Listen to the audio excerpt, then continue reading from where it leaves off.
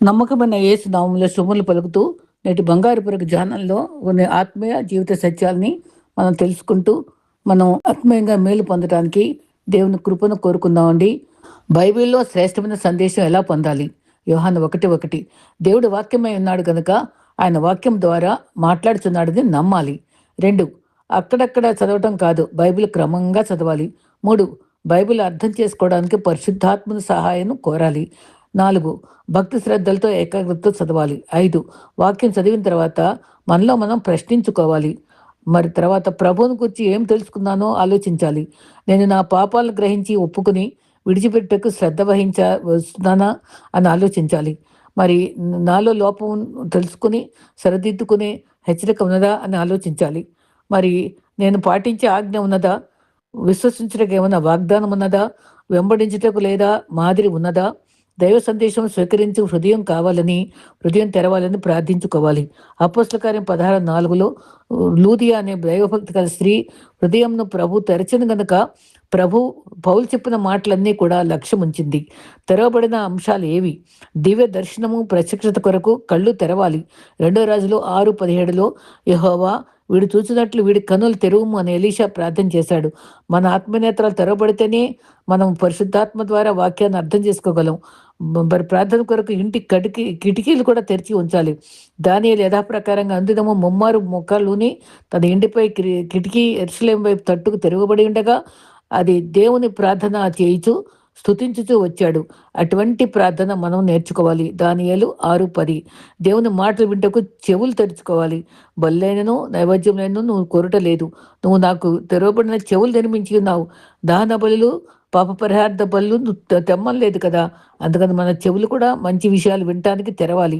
లూదియాను దైవభక్తి గల స్త్రీ హృదయం తెరిచింది కనుక పౌలు చెప్పిన మాట లక్ష్యం ఉంచిందని చెప్పుకున్నాం. పరిచర్య కొరకు ద్వారాలు తెరవాలి. క్రీస్తు సువార్త ప్రకటించుటకై నేను త్రోయ వెళ్ళినప్పుడు నాకు మంచి సమయం ప్రాప్తించగా ద్వారం తెరవబడినది. 2 కొరింథీ 2:12. సువార్త ప్రకటించుటకు పెదవులు తెరవాలి. ప్రభువా, నా నోరు నీ నోరు ప్రచురించినట్లు నా పెదవులు తెరువుము. కీర్తనలు 51:15. దాతృత్వం కొరకు చేతులు తెరవాలి. నీ ఇష్టంగా దేవుని కొరకు ఇచ్చేవారిగా దేవుని ప్రేమిస్తాడు. నీ చేయి ముడుచుకొనక వాని కొరకు నీ చేయి చాచి వారి అక్కరకు చాలినంత అవశ్యంగా వానికి అప్పియవలను. ద్వితోపదేశకాండం 15:8. బైబిల్ ఆజ్ఞ అండి. బైబిల్ కీర్తనలు 84లో 3 ధన్యతలు ఉన్నాయి. చాలా విలువైన ధన్యతలు. నీ మందిరమున నివసించేవారు ధన్యులు. నిజంగానే కీర్తనలు 84:4. నీ వల్ల బలం పొందువారు ధన్యులు. 3, నీ యందు నమ్మిక ఉంచేవారు ధన్యులు. చూసారా, మందిరంలో నివసించేవారు ధన్యులే, బలం పొందేవారు ధన్యులే, నమ్మిక ఉంచేవారు కూడా ధన్యులే. దేవునితో సహవాసం కలిగి ఆయనతో నడిచే అనుభవాన్ని పొందగలం. దురాత్మ ప్రభావం నుండి విడిపించబడతాం. అద్భుతములను స్వస్థతలు చూడగలము. మరి కీర్తిగా మిల్లర్ గారు కూడా అదే కదా చేశారు. నిజానికి మనం నివసించే వాటిని శుభ్రపరుచుకుంటాం. అట్లే మనం మలినమంటకుండా మన మనసును పవిత్రంగా ఉంచుకోవాలి. నిండుగా పండ్లున్న చెట్టు ఒదిగి ఉంటుంది. అట్లే దైవ జ్ఞానం గలవారు ఒదిగి ఉంటారు. ప్రేమ, మర్యాద, పరోపకారము కలిగి ఉంటారు. ప్రేమ, మర్యాద, పరోపకారము కలిగిన క్రైస్తవులంగా మనం జీవించాలి. స్తుతులపై ఆశ్రయులైన దేవుడు విమోచింపబడిన వారికి చెదిరిపోయిన వారు పోగు చేయబడి ఆశ్చర్యకార్యములు లెక్కించి స్తుతించగలరు. స్తుతులపై ఆశ్రయులైన ప్రభువు ఏం చేస్తాడంటే ఆపత్ల నుండి విడిపించాడు, మేలులతో తృప్తిపరుస్తాడు, అసాధ్యాలు సుసాధ్యాలు చేస్తూ ఇతర తలుపులు పగలగొడతాడు, సకల రోగాల నుంచి వీడు స్వస్థతపరుస్తాడు, శత్రువుల పొగరు అణచి మిత్రులుగా చేస్తారు. ఈ రకంగా మనకు ఎన్నో మేళ్లు జరిగినటువంటి క్రీస్తుని ఆరాధిస్తూ స్మరిస్తూ మరి దేవుని యొక్క చిత్తంలో మనం జీవించడానికి ఇష్టపడాలి. ఇది నాన్న ఒక పారబుల్ ప్రభు చెప్పినటువంటి ఉపమానాన్ని ఒకటి తెలుసుకుందాం. మరి ఒక భక్తుని యొక్క జీవితంలో ఆశయాలు ఏమున్నాయో, ఎలా ప్రభు తన్ని ఆదుకొని దర్శనం ద్వారా బలపరిచాడో, ఆయన సేవ ఎంత బలంగా చేయగలిగాడో అది మనకు స్ఫూర్తినివ్వగలదని ఆశిస్తూ ముగిస్తున్నాను. ఆమెన్. ప్రభువైన యేసుక్రీస్తు తన పరిచర్యలో ఎన్నో చక్కని ఉపమానాలు, అర్థవంతమైనవి, లోతైన భావం కలిగినవి చెప్తూ వచ్చారు. అవి కూడా నేను సేకరించిన అనుభవంలో ఈమెయిల్ ద్వారా అవి మీకు అందిస్తూ నేను ఆనందపడుతున్నాను. దానిలో ఒక భాగంగా ఒక పారబుల్ చెప్పి మరి కీత్ అనేటువంటి ఒక భక్తుని యొక్క జీవిత చరిత్రలో ఉండే ఔన్నత్యాన్ని మనం గ్రహించుకోవడానికి అది నేను మీకు వివరించదలుచుకున్నాను. అయితే మొదటిగా మరి మెలకుగా ఉన్న దాసులు. ఒకటి, నిరీక్షణ గల ఇల్లు. ఒక ఊర్లో ఒక యజమాని తన పనివారందరికీ బాధ్యతలు అప్పగించి ఒక వివాహ విందుకు వెళ్ళాడు. ఆ విందు ఎప్పుడు ముగుస్తుందో, ఆయన ఎప్పుడు తిరిగి వస్తాడో ఎవరికి తెలియదు. అది అర్ధరాత్రి కావచ్చు, లేక తెల్లవారుజాము కావచ్చు. లూకా 12:38. పనివారందరూ నిద్రపోవచ్చు, కానీ కొందరు నమ్మకమైన దాసులు మాత్రము తమ నడుములకు కట్టుకొని మరి దీపాలు వెలిగించి కిటికీ గుండా యజమాని రాక కొరకు ఎదురు చూస్తూ ఉన్నారు. యజమాని వచ్చి తలుపు తట్టగానే ఆలస్యం చేయకుండా తీయాలని వారు సిద్ధంగా ఉన్నారు. లూకా 12:36. ఈ చిత్రం పరలోక యజమాని అయిన యేసుక్రీస్తు రాకడ కోసం వేచి చూస్తున్న సంఘానికి ప్రతీక. సిద్ధపాటులో ఉన్న రెండు ముఖ్య లక్షణాలు. లూకా 12:35. సిద్ధపాటులో ఉన్న లక్షణాల్లో యేసు ప్రభు ఈ ఉపమానంలో సిద్ధపాటును రెండు పనుల ద్వారా వివరించాడు. నడుము కట్టుకొనుట. ప్రాచీన కాలంలో ప్రజలు పొడవైన అంగీలు ధరించేవారు. ఏదైనా పని చేయాలన్నా లేదా వేగంగా నడవాలన్నా ఆ అంగిని పైకి మడిచి నడుము కట్టుకోవాలి. అంటే ఇది సేవకు సిద్ధంగా ఉండటం మరియు లోక సంబంధమైన ఆటంకాలను ప్రక్కన పెట్టడం అని అర్థం. 1 పేతురు 1:13. దీపం వెలుగుచుండనిచ్చుట. చీకట్లో యజమాని వచ్చినప్పుడు మార్గం కనిపించడానికి, అలాగే దాసులు నిద్రపోకుండా ఉండటానికి దీపాలు అవసరం. ఆత్మీయంగా ఇది దేవుని వాక్యం మరియు పరిశుద్ధాత్మ అభిషేకం కలిగి ఉండటాన్ని సూచిస్తుంది. కీర్తన 119:105. మత్తయి 25:1-13 చదువుకుందాం. తర్వాత ఆశ్చర్యకరమైన బహుమానం యజమానే దాసుడగుట. లూకా 12:35. ఈ ఉపమానంలో అత్యంత అద్భుతమైన మలుపు ఇక్కడే ఉంది. సాధారణంగా దాసులు యజమానికి పరిచయం చేస్తారు, కానీ మెలకుగా ఉన్న దాసులను చూచి సంతోషించి యజమాని తానే నడుము కట్టుకుంటాడు. వారి భోజన పంక్తిలో కూర్చుండబెడతాడు. తానే స్వయంగా వారికి పరిచయం చేస్తాడు. అది పరలోక రాజ్యంలో యేసుక్రీస్తు నమ్మకమైన దాసులకు చేసిన ఘనత సూచిస్తుంది. అయినా ఇప్పటికి మన కొరకు దాసుని స్వరూపం ధరించారు. రేపు పరలోకం మనల్ని ఘనపరుస్తుంది. ఫిలిప్పీ 2:7, యోహాను 13:4-5. దొంగ వలె వచ్చే రాకడ. లూకా 13:39-40. యేసు తన రాకడను దొంగతో పోల్చారు. దొంగ ఎప్పుడు వస్తాడో ఇంటి యజమానికి తెలిస్తే అతను ఖచ్చితంగా మెలకుగా ఉంటాడు. హెచ్చరిక. మనిషి కుమారుడు మీరు అనుకోని గడియలో వస్తాడు. లూకా 12:40. కాబట్టి ఆత్మీయ నిద్ర, పాపము లేదా అశ్రద్ధ అలా ఉండకుండా ఎప్పుడు సిద్ధంగా ఉండాలి. రోమా 13:11. దీనిలో ఆత్మీయ పాఠాలు ఉన్నాయి. నిరంతరం మెలకుగా ఉండే భక్తి. మెలకుగా ఉండాలి. భక్తి అనేది ఆదివారం మాత్రమే కాదు, ప్రతి క్షణం ప్రభు వస్తారనే స్పృహతో బ్రతకటం. 1 తెస్సలోనియ 5:6. బాధ్యతాయుతమైన సేవ. యజమాని లేనప్పుడు కూడా నమ్మకంగా ఉండటమే నిజమైన దాసుల లక్షణం. నిరీక్షణ. మన మెలకువలు లభించే బహుమానము స్వయంగా ప్రభు చేసిన పరిచర్య. ఎంత విలువైన మాటలు ఉన్నాయండి. మనం ఇవన్నీ పదే పదే చదువుకుని ధ్యానిద్దాం. ముగింపు ప్రార్థన. పరలోకపు తండ్రి, నీ రాకడ సమయం మాకు తెలియదు. మేము లోక ఆశలనే నిద్రలో జోగకుండా ఎల్లప్పుడూ వాక్యమైన దీపాన్ని వెలిగించుకుంటూ నీ సేవలో నిమగ్నమై ఉండే కృపను మాకు దయచేయండి అని మనం ఎప్పుడూ ప్రార్థన చేసుకుంటూనే ఉండాలి. అయితే రెండవ భాగంగా కీత్ మిల్లర్ అనేటువంటి భక్తుని యొక్క జీవితం తలుచుకుందాం. ఉద్యోగ జ్వాలలతో దేవుని సేవ చేస్తున్న దైవజనుడు కీత్ మిల్లరు. స్టాండ్ మినిస్ట్రీస్ నిర్వాహకుడు. పరిశుద్ధాత్మ అభిషేకం పొందిన మిల్లర్ పరిచర్యలో నూతన సూచక క్రియలు కూడా అద్భుతంగా జరుగుతూ ఉండేవి. ఈ పరిచర్యలో అనేకులు ఆత్మీయ తరబేతును ఇస్తూ ఎన్నో ఉద్యోగ సభలు నిర్వహిస్తూ అమెరికాలో టెక్సాస్ ప్రాంతంలో నివసించేవారు. ఈ తరంలో జీవించే వారికి జీవిత పరమార్థాన్ని బోధిస్తూ రాబో తరాలు ఆత్మీయంగా మేల్కొల్పుతో క్రీస్తును వెంబడించుతూ క్రీస్తు రాజ్య వారసులు కావాలనే ఆకాంక్ష. అదే మనందరి ధ్యేయం కావాలి. ప్రతి వ్యక్తి జీవితంలో 7 ఆత్మల అనుభవాలు కావాలని దేవుడు దర్శనముల ద్వారా వివరించారు. దీపస్తంభంలో మధ్య దీపమే ఆయన సన్నిధి. ఆయన సన్నిధి బుద్ధి, అవగాహన, ఆలోచన, బలము, జ్ఞానము, దేవుని అందలి భయము ఈ దీపస్తంభంలో నిలిచి ఉండాలి. అవధులు లేని ఆత్మాభిషేకాన్ని నిండిన వీరి రచన yielding to the holy spirit తెలుగులో ప్రత్యేక పుస్తకం ముద్రణకు సిద్ధంగా అవుతుంది. ప్రభు కృప ఆ పుస్తకంలో భావాలు దైవ చిత్తాన్వేషణ కలిగించి జీవితంలో స్ఫూర్తినిచ్చి జీవితానికి ఒక అర్థవంతమైన సమర్పణను కలిగిస్తాయి. మిల్లర్ గారి బాల్యము అమాయకంగా ముగిసింది.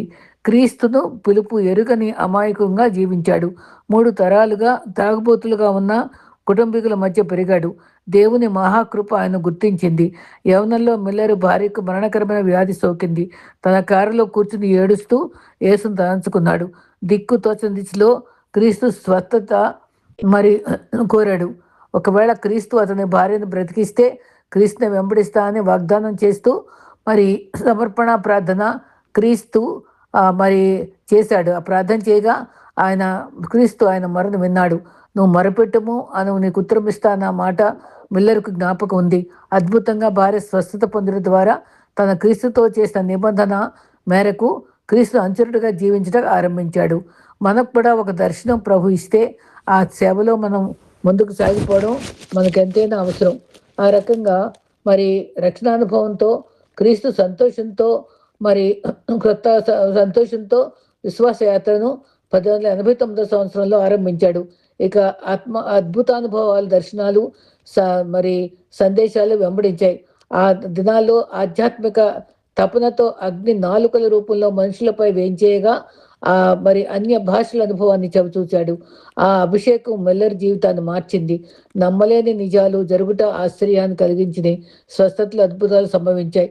9 ఆత్మ ఫలాలు మూడు సెట్లుగా విభజిస్తే ప్రేరణ వల్ల, ప్రత్యేకత వల్ల, ఆత్మశక్తి వల్ల 3 విభాగాలుగా జరిగే స్పష్టమైన అనుభవాన్ని పొందాడు. సాక్ష్యం అనుభవాన్ని వినువారిలో పరిశుద్ధాత్మ జ్వాల రగించి జీవజలాలకై తృష్ణను అనేక దేశాల్లో ఆయన సేవ విజయవంతంగా సాగుతుంది. 1994 నుండి లోతైన అనుభవాలు అందుకున్నారు. 2002 నాటికి ఉద్యమము పంచుటకై మరి ఆశ్చర్యకరమైన అనుభవాల్ని ఎదుర్కోవడము జరిగింది. ఆ రకంగా ఆయన మరి జీవితాన్ని మార్చిన అనుభవంలో మరి 94లో మరి జీవాన్ని స్థాపిస్తూ 2002లో దైవ దర్శనాల సమృద్ధితో ప్రతిపక్షం క్రీస్తు ఉనికిని అనుభవంలో కలిగి సాగిపోతూ ఉన్నారు. ఆ ఆరాధనలో మెల్లరు గారు ధ్యానంలో ఉన్నారు. చాలా ఎత్తుగా బలంగా ఉన్న దేవతతో ప్రత్యక్షమైంది. మరి యెహోషువ 2:9లో ఆ ఉనికి చాలా గంభీరంగా నిలిచింది. అప్పుడు నీ నోరు తెరుము, అది తినుము అని గంభీరంగా స్వరం వినిపించింది. నోటికి తగిలింది, మౌనంగా తినసాగాడు. ఈ వింతదేమిటో అని ఆలోచిస్తూ గమనించగా అది ఒక పుస్తకపు చుట్ట. వెంటనే అర్థం చేసుకుని ప్రకటన 10:8 బైబిల్ గ్రంథాన్ని మరి తెరిచాడు. యెహోషువ కాదండి, యెహెజ్కేలు, యిర్మీయా వాళ్ళకి ఇచ్చినటువంటి అనుభవం ఏమైంది స్పష్టంగా గ్రహించాడు. నోరు తెరిచి దాన్ని భుజించాడు. ఆ గ్రంథం భక్షించము, ఆ గ్రంథము భక్షించి ఇశ్రాయేలు ప్రకటింపము అని చెప్పిన రీతిగా ఆ అనుభవమే ఈయనకి అనుగ్రహించారు. అది దేనికంటే మధురంగా ఉంది. ఈ అనుభవాన్ని జీర్ణించుకోగా మరొకసారి దూత ప్రత్యక్షమైంది. ఈ తరంలో కూడా ఆ ఆహారం తిని దాని యొక్క రుచిని అనుభవించే కృపను ఆయన పొందాడు. ఆ రకంగా 2022లో సెప్టెంబర్లో తెల్లవారుజామున 3 గంటల సమయంలో మిల్లర్ అకస్మాత్తుగా మెళకువ వచ్చి చూడగా దైవదర్శనం రాబోతుందా అనే భావం కలిగింది. ఆఫీసులో ప్రవేశించి ఆ క్షణంలో ఆ ప్రాంతం అంతా వింత ప్రశాంతత నిండిపోయింది. పరిశుద్ధాత్మ సన్నిధి తోచింది. మోషే మండుచున్న పొద వద్ద దేవుని వాక్ ప్రత్యక్షమైన రీతిగా తెలియకుండానే తన చెప్పులు విప్పాడు. గతపు పుస్తకము తిని ఆజ్ఞాపించిన తర్వాత దూత మరలా కనిపించింది.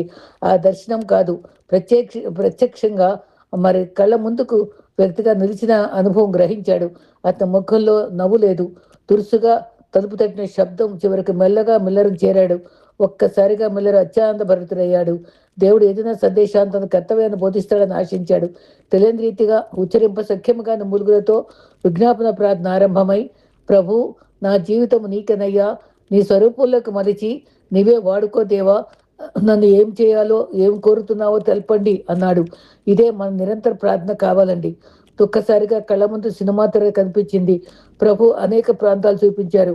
కనీసం 1 గంట వివరంగా పరిశుద్ధాత్ముడు అనేక ఆత్మీయ మెళకువలను, భవిష్యత్తు విషయాలను బోధించారు. మరి మిల్లర్కు కాస్త ధైర్యం వచ్చింది. పరిశుద్ధాత్ముడిగా మీరు బోధించిన ప్రతి విషయము గ్రహించానండి అని ఆ దూత ఎందుకు వచ్చాడో తెలియటం లేదండి అంటూ సూటిగా ప్రశ్నించాడు. అతి వినయంతో మిల్లర్ జవాబుకే వేచి ఉండగా, ఇదిగో చూడు, ఆ దూత 2 చేతులపై ఏదో రాత ఉంది, చూడు అని వినిపించింది. సరిగ్గా ఎదురుగా పెద్ద దూత నిలిచి ఉన్నాడు. అతని రెండు చేతులపై ఆకృతి బలము మిల్లర్కు అర్థమై సత్యమేమనగా మిల్లర్ ఆత్మీయ జీవితంలో కొత్త ఆకృతినిచ్చి బలంగా వాడుకోగలరనే స్వరం వినిపించింది. అంతలో తిరిగి నీ ఆత్మీయ జీవితంలో మరొక మెట్టు నువ్వు అధిరోహిస్తున్నావు. ఆత్మాభిషేకం నీకు తగిన ఆత్మస్థైర్యాన్ని బలాన్ని ఇస్తుంది. నీకు బలహీనుడు కాక వెంటనే తనలో 1000 ఏనుగుల బలం ఆవరించింది. ఆంతర్య పురుషుడు బలపడ్డాడు. దేవుడిచ్చిన ఆత్మాభిషేకంతో ఆ ఆత్మీయ మరి వరంతో క్రీస్తు కొరకు మంచి సాక్షిగా ఉండాలని మెల్లరు దృఢంగా నిశ్చయించాడు, భావించాడు. మెల్లరు నిరంతర ప్రార్థన ఒక్కటే, ప్రభు పరిశోధించి నా హృదయాన్ని చూచి మరి ఆయాస్కరమైన మార్గాన్ని తొలగించండి. స్వశక్తికి ఆధారపడక సంపూర్ణంగా దేవునిపై ఆధారపడేటువంటి కృపనివ్వండి అని ప్రార్థించాడు. 2002 సెప్టెంబర్లో దైవ వాక్యాన్ని బోధించి ఆహ్వానం వచ్చింది.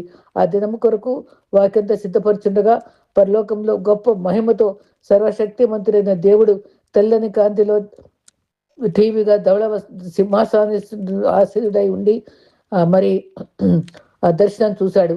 తన్మయత్వంతో ఆరాధించడానికి ఆరంభించాడు. ఆ గొప్ప దివ్యానుభూతి వర్ణించింది ఏమనగా ఊపిరి ఆగిపోతుందా అని భావించాడు. ఒక దూత చేతిలో ఒక కవర్ ఉంచడం చూసి క్రీస్తు దూతతో సందేశం ఇచ్చాడు.